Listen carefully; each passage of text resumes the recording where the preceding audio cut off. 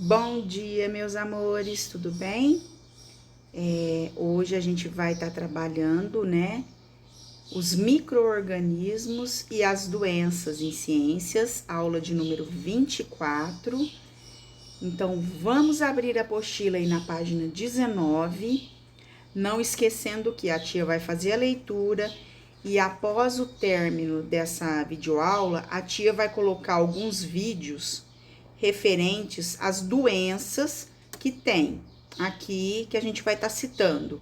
Só que como dá direitos autorais a quem produziu os vídeos e eu achei bem interessante, eu vou estar colocando no nosso grupo, após a aula de ciências, o link dos vídeos que a tia queria que vocês assistissem, para vocês adquirirem um pouco mais de conhecimento. Tá legal? Então, vamos lá, vamos abrir a nossa apostila aí, na página 19. Os micro-organismos e as doenças. Vamos lá. Entre os inúmeros micro-organismos existentes, alguns causam doenças nos seres humanos. Gripe, diarreia e micose são exemplos de doenças comuns causadas por micro-organismos. Observe nas imagens a seguir os micro-organismos que causam cada uma dessas doenças. Então, aí nós temos 3 imagens, a tia Rê vai fazer a leitura. Primeiro é o vírus da gripe, visto ao microscópio eletrônico, e essa imagem teve um aumento de 82 mil vezes e colorida artificialmente. A segunda imagem é de uma ameba, um protozoário causador da amebíase, visto ao microscópio óptico. Imagem com um aumento de 200 vezes. A terceira imagem aí, pessoal, é uma espécie de fungo que causa micose, vista ao microscópio eletrônico. É uma imagem com um aumento de 2.150 vezes e foi colorido artificialmente. Em cima, aí nesse quadradinho cinza, tá explicando o significado da palavra micose. O que é micose? Micose é uma doença causada por fungos, que pode provocar manchas na pele e nas unhas. Então, as doenças causadas por micro-organismos podem ser simples ou mais graves. Porém, em todos os casos, precisam de acompanhamento médico e tratamento. Algumas delas são provocadas por micro-organismos, que normalmente habitam nosso corpo, podendo se manifestar quando o organismo está debilitado por algum motivo, como má alimentação ou falta de exercício físico. Outras podem ser transmitidas de uma pessoa para outra, pelo ar, gotículas de saliva ou compartilhamento de objetos de uso pessoal, como escova de dente. Como são seres microscópicos, essa transmissão somente é percebida quando os sintomas da doença aparecem. O que a gente pode estar fazendo para evitar esse tipo de doença, gente? Existem doenças que são preventivas quando a gente toma vacina. E a tia até ia estar pedindo para vocês, pedirem para a mamãe, tá olhando a carteira de vacinação de vocês, para ver se tá em dia, se tá tudo certinho, se não tem nenhuma vacina atrasada, e se tiver, correr no posto de saúde e pedir para estar atualizando a carteira de vacina de vocês, tá legal? Então vamos lá. Para evitar as doenças mais graves causadas por micro-organismos, foram criadas as vacinas, que são as dadas às pessoas para que o corpo delas se prepare para uma possível contaminação por micro-organismos. Assim, caso entre em contato com o organismo causador da doença, a pessoa já terá defesa para combatê-lo. Um exemplo é a tuberculose, doença grave causada por uma bactéria que afeta os pulmões. A vacina contra a tuberculose chama-se BCG. Ela é aplicada já nos primeiros anos de vida, quando a gente ainda é bebê, protegendo as pessoas contra essa doença. Para muitas doenças não existem vacinas. Assim, para tratá-las, a melhor atitude é procurar atendimento médico e evitar tomar qualquer medicamento sem a recomendação desse profissional. Aí no quadradinho amarelo, ó, tomar todas as vacinas recomendadas pelo calendário de vacinação protege o corpo de muitas doenças que são causadas por micro-organismos. Agora, pessoal, a gente vai estar vendo algumas doenças que são transmitidas por micro-organismos. Nós vamos aí para a página 20 agora, certo? Então, vamos lá. Agora, você vai conhecer melhor como cada um dos micro-organismos age ao causador de doenças e as principais características de algumas delas. Virose. Vamos ver a virose primeiro. As doenças causadas por vírus são chamadas de viroses. Para desempenhar suas funções e se reproduzir, os vírus precisam invadir células dos seres vivos. Dependendo do vírus, ele invade tipos específicos de células, causando sintomas e doenças diferentes. Por exemplo, o vírus da hepatite invade células do fígado, causando danos a esse órgão e sintomas que refletem seu mau funcionamento. Aí, ó, nós estamos vendo aí do lado, o vírus da hepatite invade e prejudica o funcionamento das células do fígado. Essa imagem vista ao microscópio eletrônico teve um aumento de 164 mil vezes, porque a olho nu é impossível a gente estar vendo esses vírus, certo? Então, alguns exemplos de doenças mais conhecidas causadas por vírus são gripe, dengue, zika, chikungunya, febre amarela, catapora, hepatite e sarampo. E agora a gente está sendo aterrorizado, né, pelo Covid-19, que é uma doença nova que chegou agora, tomou conta do mundo todo, né? E infelizmente todos nós estamos sendo privados, né, da nossa vida normal, como a gente vivia antigamente. Então vamos lá, muitas viroses podem se tornar doenças graves, por isso é importante evitar desenvolvê-las. Algumas delas, como a febre amarela, a hepatite e o sarampo, têm vacina para sua prevenção. Já outras, como a dengue, a zika e a chikungunya, ainda não podem ser prevenidas por meio de vacina, mas podem ser evitadas impedindo que o mosquito transmissor se reproduza, por exemplo. Isso porque os vírus causadores dessas doenças são transmitidas pela picada da fêmea do mosquito, a Aedes aegypti, que se reproduz na água parada. Então, o que a gente tem que fazer? Evitar o acúmulo de água parada. É o essencial para a gente estar prevenindo essa doença. Conheça algumas maneiras de evitar o acúmulo de água no ambiente doméstico, onde o mosquito Aedes aegypti pode se reproduzir. Mantenha caixas d'água tampada, encha os pratos das plantas de areia, coloque no lixo objetos não utilizados que possam acumular água, armazene o lixo em lixeiras bem fechadas, mantenha as calhas limpas e não deixe a água acumulada nas lajes.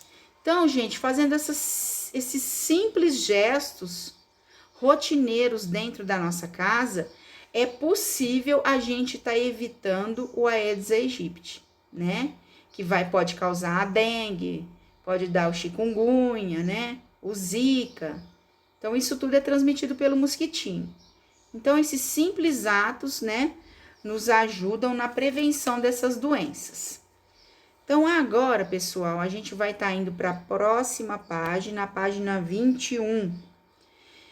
Evitar o desmatamento e a poluição do ambiente são outras formas importantes de prevenir as viroses. O vírus da febre amarela, por exemplo, pode se espalhar mais entre a população das cidades, caso as florestas e a área de mata em que ele costuma ocorrer sejam destruídas. Tétano. O tétano é causado por uma bactéria que pode entrar no organismo por ferimentos na pele e é uma doença bastante grave que afeta o sistema nervoso. O tétano não é transmitido de uma pessoa para outra. E vacinar-se é a melhor forma de se proteger contra essa doença. Você sabia que os antibióticos são medicamentos usados para combater as bactérias causadoras de doenças? Entretanto, eles só devem ser tomados com recomendação médica, pois seu uso excessivo ou incorreto, como parar de tomá-lo antes do prazo indicado, pode tornar as bactérias mais resistentes a esse tipo de tratamento. Pessoal, essa bactéria que vocês estão vendo aí do lado azul são bactérias causadoras do tétano, vista ao microscópio óptico. É uma imagem com um aumento de 1000 vezes. Ela foi aumentada 1000 vezes para que ela ficasse desse tamanho, tá? Ela tem esse formato, tá? E a cor foi dada no computador. Pneumonia. A pneumonia é uma infecção nos pulmões que pode causar sintomas como fraqueza, febre e dor no peito. Existem diversos tipos de pneumonia, dependendo do tipo de bactéria que causa a infecção. A doença é transmitida pela tosse ou espirro de pessoas contaminadas. Hábitos saudáveis, como uma boa alimentação e exercícios físicos e a vacina contra a pneumonia, são as melhores formas de prevenção. Ao tossir ou espirrar, é melhor proteger a boca e o nariz com a dobra do cotovelo do que com as mãos. Isso porque nas mãos tem muito mais contato com os objetos e as pessoas, e assim podem se transmitir as bactérias que saem com a tosse e com o espirro. Então, pessoal, isso aqui agora, nos últimos tempos, né, a gente vê essa recomendação sendo feita por todas as pessoas, pelos meios de comunicação, por qualquer vídeo que a gente está vendo via internet ou via WhatsApp, estão passando essas informações, higiene e como se deve espirrar, né, para a gente não se contaminar, certo? Então agora, pessoal, a gente vai estar vendo sobre o botulismo. O que é botulismo? Vamos descobrir agora. Em alguns casos, as bactérias produzem toxinas que, quando ingeridas com alimentos, por exemplo, podem causar mal-estar ou desencadear vários sintomas. Isso ocorre no botulismo, um tipo de intoxicação alimentar, em que a bactéria produz uma toxina que, mesmo ingerida em pequenas quantidades, causam sintomas graves. Essa bactéria pode ser encontrada contaminando alimentos em conserva ou enlatados que foram produzidos ou manipulados, sem as devidas medidas de higiene. Alguns sintomas do botulismo são vômitos, dor de cabeça, dificuldade para respirar e tontura. Pessoal, também pode dar botulismo também em embutidos, tá? Embutidos vencidos, tá? Aqui não tá citando, mas também pode acontecer. O que são toxinas? Toxinas são substâncias que causam danos à saúde de um ser vivo. Para evitar o botulismo, é importante consumir apenas enlatados e alimentos em conserva que tenham um rótulo na descrição de origem, evitando embalagens que estejam danificadas ou estufadas. Então, pessoal, a tia vai estar pondo alguns vídeos depois para reforçar esse conteúdo, tá? E para vocês estarem aprendendo também algumas coisas diferentes para agregar a cultura de vocês. Amebíase. A amebíase é uma infecção intestinal causada por um protozoário, popularmente conhecido como ameba. Essa doença provoca fortes cólicas, diarreia e a eliminação de fezes com sangue. Ela pode ser adquirida pela ingestão de água contaminada por fezes, contendo protozoário, ou de alimentos crus, como frutas e verduras, lavados com essa água. As amebas habitam o intestino da pessoa infectada e passam a produzir cistos que são eliminados com as fezes. E dessa forma, as fezes são uma fonte de contaminação da amebíase. Então, vejam só, pessoal, o quão é importante, né, a nossa higiene, né? Por isso que a tia fala, vai no banheiro, lava a mãozinha ao sair do banheiro, vamos seguir todos os protocolos de higiene. Higiene, cuidado com a gente, pessoal, nunca é demais. Porque a gente está cuidando da nossa saúde. E a nossa saúde é a coisa mais importante que tem no mundo, né? Então, se cada um fizer a sua parte, se cuidar, tomar banho, andar com a unha curtinha, né? Não andar com as mãos sujas, tomar todas as providências, né, de higiene, a probabilidade de se contrair alguma doença desse tipo é muito pequena, certo? Mas não cabe evitar, né? Fazer tudo bonitinho, seguir tudo direitinho aí. Então, agora, pessoal, a gente vai estar falando sobre a malária.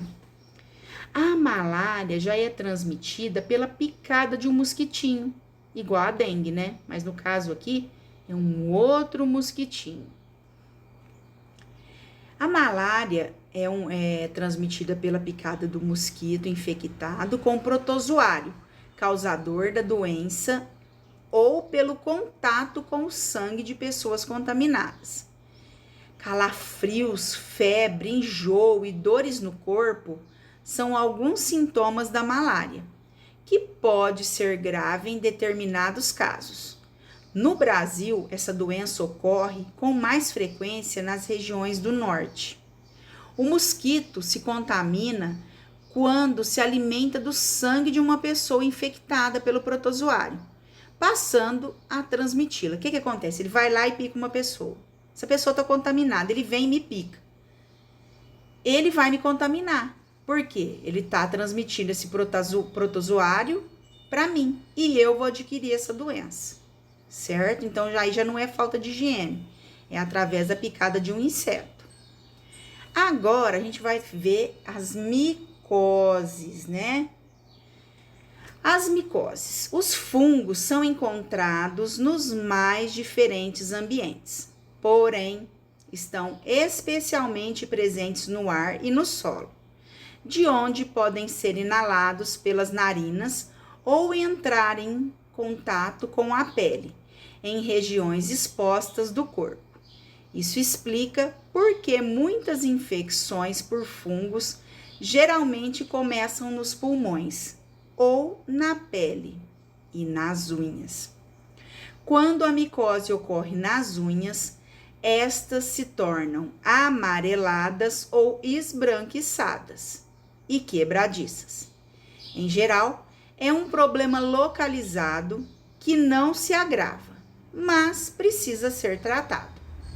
Na pele, a micose provoca coceira, vermelhidão e descamação, formando manchas, por ser causada por diferentes tipos de fungos e precisa ser tratada com acompanhamento médico. Em alguns casos, como entre os dedos dos pés, as micoses podem causar rachaduras, chamadas de frieiras, que provocam dor. Os fungos crescem em locais quentes e úmidos e escuros. Por isso, a importância de se secar bem após o banho, principalmente entre os dedos dos pés e locais como virilhas e axilas. Além disso, é importante evitar o uso de sapatos fechados em dias muito quentes. Aí do lado, pessoal, vocês estão vendo uma mancha na pele causada por fungo, que se alimenta de células mortas. Meus amores, a aula de ciências vai ficando por aqui. A próxima aula, provavelmente, a gente vai estar fazendo um questionário, né? Das outras páginas que a gente viu anteriormente. E a gente vai estar resolvendo juntos, ok? Então, beijo, fiquem com Deus e até a próxima aula. Beijo e tchau, tchau.